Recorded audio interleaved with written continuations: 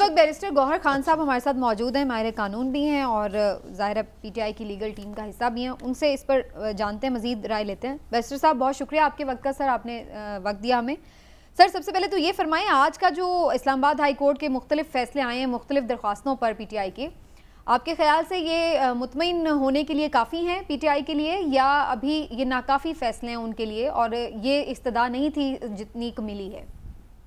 देखो, हमारी जो रिजर्वेशंस थी, नीचे जो ऑर्डर हुए थे, जो 5 मई का ऑर्डर हुआ था, फिर 8 जुलाई को जो ऑर्डर एडिशनल सेशन जज साहब ने कर दिए थे, उसके खिलाफ तो हमारी इस्तदा कबूल हो चुकी है। इस्लामाबाद हाई कोर्ट ये बात मान चुकी है कि यस, हमारे सबमिशंस को कंसिडर नहीं किया गया था, वो रिलीफ जो हमें मिलना चाहिए था वो नहीं मिल सका। लेकिन इस वक्त हाई कोर्ट ने जो मैटर वापस रिमांड किया है और जिस टर्म्स पे वापस रिमांड किया तो हम समझते हैं कि ये कानून के तकाजे पूरे नहीं करता। उसकी रीजन यही है कि अगर हमारा कहना यही था कि एक जज साहब अपना माइंड डिस्क्लोज कर चुके हैं और एक मरतबा उसने उस पर राय दी है, और ये सेकंड टाइम है कि हाई कोर्ट ने पहले मरतबा भी कहा कि अदालत ने हमारी सबमिशन नहीं एक्सेप्ट कर की तो मैटर रिमांड कर दिया। रिमांड के बाद भी हाई कोर्ट ने वापस रिमांड कर दिया कि ये आप बाकी भी सबमिशन आप कर ले, तो ये उस जज साहब के पास नहीं जाना चाहिए था, किसी और जज के पास जाता, क्योंकि ये बाइस का इशू नहीं है, ये अदरवाइज एक इशू है कि सुप्रीम कोर्ट हमेशा मैटर उस जज को रिमांड करती जिसने पहले वो केस न सुना हो, ताकि इंसाफ के तकाजे पूरे हो। एक तो ये है कि उसके पास नहीं जाना चाहिए, दूसरे ये कि पहले इन केसेस पे फैसले होते कि क्या ये चल सकता है, ये कोर्ट के पास जुरिस्डिक्शन है, ये पहले फैसले होते, फिर फाइनल आर्गुमेंट्स हो।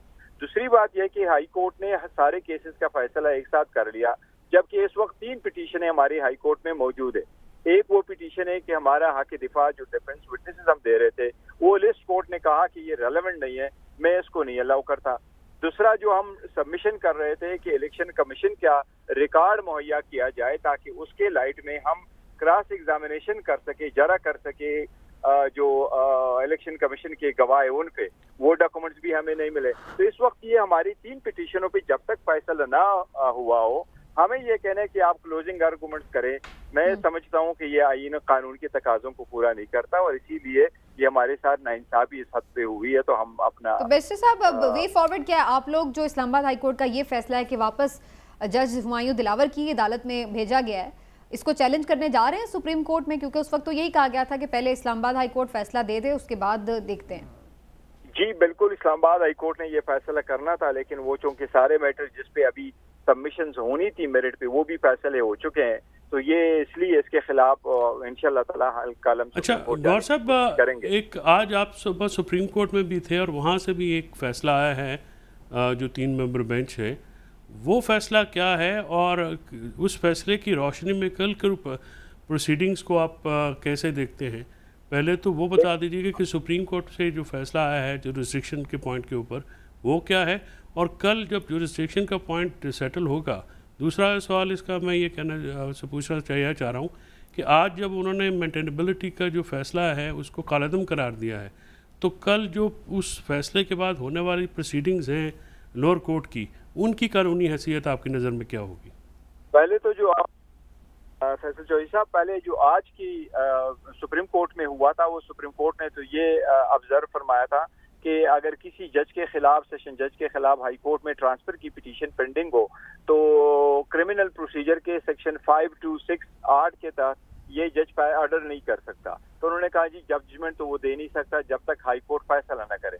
लेकिन हाई कोर्ट ने आज उस एप्लीकेशन पे फैसला कर लिया है, इसलिए जज साहब शायद समझेंगे कि उनके लिए रास्ता खुला है, ये वो सवाल। लेकिन जो मेंटेनेबिलिटी रिलेटेड पिटीशन है, ये पहली मरतबा जब हमने अदालत के सामने एप्लीकेशन सबमिट कर दी, ये 13 मार्च को सबमिट हो गई थी, जिस पे अदालत ने 5 मई को ऑर्डर कर लिया, लेकिन वो कानून के तकाजे नहीं पूरे करता था, तो हाई कोर्ट ने उसको वापस भेजा। अब जो सेकंड टाइम पे अदालत ने फैसला कर लिया, तो फिर भी हमें सुने बगैर फैसला कर लिया। अब अदालत इसको दोबारा देखेगी, पर हम ये समझते हैं कि उस पे अदालत फैसला पहले करे और उसके बाद क्लोजिंग आर्गुमेंट्स और उसके बाद डिफेंस और प्रोसिक्यूशन की एविडेंस हो। ये कहना कि क्लोजिंग आर्गुमेंट्स में मेंटेनेबिलिटी और जुरिस्डिक्शन का फैसला करे, ये मुनासिब नहीं है। और अगर आपका हक दिफा भी खत्म कर दिया गया है, और वो उस पिटीशन का क्या बना है? वो पिटीशन भी अभी पेंडिंग है, वो नेक्स्ट वीक के लिए रखे गए हैं। अब जो इलेक्शन कमीशन के 2 गवाह आए थे और दोनों गवाह पे हमने क्रॉस करने थे, और क्रॉस के लिए जो इलेक्शन कमीशन की प्रोसीडिंग्स हमें चाहिए थी, क्योंकि इलेक्शन कमीशन के गवाहों ने एडमिट कर लिया था कि हम कंप्लेंट का रिकॉर्ड लेके आए, हमारे पास इलेक्शन कमीशन की प्रोसीडिंग का रिकॉर्ड नहीं है। और हमारा कहना यह था कि ये जो डॉक्यूमेंट जिस पे इलेक्शन कमीशन ने रिलाई करके हमारे खिलाफ एडवर्स ऑर्डर पास किया, ये डॉक्यूमेंट तो हमारे सामने लाए नहीं गए थे। तो अदालत से हमारी इस्तदा थी कि ये प्रोसीडिंग्स का रिकॉर्ड मंगवा ले। अदालत ने हमें इजाजत नहीं दी और हम रिवीजन में चले गए, और इस्लामाबाद हाई कोर्ट ने उसमें भी ऑर्डर किया कि नेक्स्ट वीक उसका फैसला होगा। तो अभी जब ये 3 इतने इम्पोर्टेंट पिटीशनों पे नेक्स्ट वीक फैसला होना है, तो कल कैसे फाइनल आर्गूमेंट्स हो सकते हैं? ये तो बड़ी कॉम्प्लेक्स किस्म की सिचुएशन है। एक ही केस के मुख्तलिफ पहलू हैं, मुख्तलिफ अपील्स हैं, मुख्तलिफ कोर्ट्स में हैं। मेरा ख्याल है आम आदमी के लिए समझना भी बड़ा मुश्किल है। लेकिन आपकी मौजूदगी का फ़ायदा उठाते हुए बैरिस्टर साहब, मुझे सिर्फ अगर आप वन लाइन में ये बता सकें कि चेयरमैन पीटीआई के ऊपर इल्ज़ाम क्या है? क्या उन्होंने पैसे नहीं दिए, घड़ी ले गए, बताया नहीं घड़ी ले गए, या जो पैसे थे वो सही कॉलम में नहीं लिखे? आखिर मसला किस चीज़ के ऊपर है? क्या उन्होंने बेज़ाब्तगी की है? हम समझते हैं कि हमने पारे जो इस वक्त अदालत में चार्ज लगा है, वो चार्ज यही है कि जो एसेट्स का फॉर्म भरते हैं, फॉर्म बी, उसमें एसेट्स एंड लायबिलिटी को 2018-19 की में नहीं दिखाया गया है। और हम कहते हैं कि हमने एसेट्स एंड लायबिलिटी के फॉर्म में जो मेरे एसेट्स है बशमूल मेरे जो गिफ्ट मिले हैं, उनका मैंने तस्करा किया हुआ है। उन जो पैसे मेरे पास आए हैं वो भी मेरे अकाउंटों में मौजूद। लेकिन 18-19 के फॉर्म में वो गिफ्ट्स कैसे लिखे जा सकते हैं? वो तो प्राइम मिनिस्टर ही बाद में बने हैं जो तोशाखाना से उन्होंने तहाइफ लिए हैं, तो उसके जो तोशाखाना में गिफ्ट है, चूंकि वो तोशाखाना की गिफ्ट हमारे पास थे नहीं, लेकिन जो अमाउंट आई है वो अकाउंट में मौजूद थे। और जो गवाह आए इलेक्शन कमीशन की, उन्होंने अल्हम्दुलिल्लाह इस बात को एडमिट कर लिया कि यस ये एंट्रीज वहाँ मौजूद है, और उन्होंने ये भी एडमिट कर लिया कि उनके पास कोई ऐसा डॉक्यूमेंट नहीं है जो इसको कंट्राडिक्ट करते हो, और न वो उन्होंने गवाह लेके आए। ठीक, तो एक और चीज़, जैसे अभी चौधरी साहब ने एफआई की रिपोर्ट से मुतालिक भी बात की है, जो जज साहब की फेसबुक अकाउंट से मुतालिक बात थी, जो उन्हें क्लीन चिट एक तरह से मिली है, तो आप लोग उसको भी चैलेंज करने जा रहे हैं, क्योंकि उसमें बज़ाहिर ये लगता है कि फेसबुक इंतज़ामिया से रब्ता नहीं किया गया डिलीटेड पोस्ट को रिकवर करने के लिए। देखिए वो तो भी उनकी जो रिपोर्ट ही उसमें भी बड़ा एक लिमिटेड किस्म की बहस, लेकिन कल जब हमारे आर्गूमेंट्स हुए थे, उस आर्गूमेंट्स में कभी भी जिक्र नहीं हुआ था इस एप्लीकेशन का।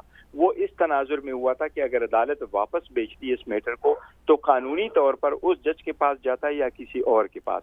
22 वाले मैटर पे इसके जो रिपोर्ट है FIA की, इस पे बिल्कुल ही तस्करा नहीं हुआ था।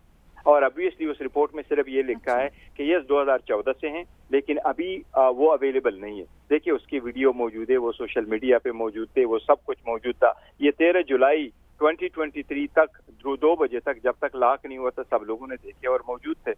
अब वो ये भी तो नहीं है उनका कहना कि जी कोई हैक हुआ था, तो मौजूद तो है। अगर फिर उनको चाहिए था कि रिपोर्ट लिखे और मालूम कर ले कि जी क्या वो थे, कभी अपलोड हुए थे कि नहीं हुए थे। अच्छा बैरिस्टर साहब, ये फरमाइएगा कि अभी आपने कहा कि इलेक्शन कमीशन को जो गोशवारे जमा करवाए गए थे उसमें वो अकाउंट्स में रकम मौजूद थी, तो क्या ये भी मेंशन किया गया था कि ये पैसे तोशाखाना के तहाइफ बेच के वहाँ से आए हैं, जो ये पैसे आए हैं बैंक में? सर ये जो जरिया होता है, आपने वो बताने के तोशाखाना के जरिया यस ये बताए गए थे, और वो बताना जो फॉर्म होता है इलेक्शन कमीशन का उसमें जगह नहीं है। इसीलिए हमने कहा था कि 31 दिसंबर को मैंने आपके साथ फॉर्म फाइल किया था, और 9 दिसंबर को मैंने इनकम टैक्स में फॉर्म फाइल किया था, और मैंने वहाँ दिखाया था कि यस 5 करोड़ 80 मेरे पास आया है, 2 करोड़ 15 मैंने उसको खरीदे थे, और 95 लाख मैंने उस पर टैक्स दिया है, और बैलेंस मेरे अकाउंट में आया है। तो A to Z हमने उसमें उसके जो है एंट्रीज मौजूद है। थैंक यू सर, शुक्रिया बैरिस्टर साहब।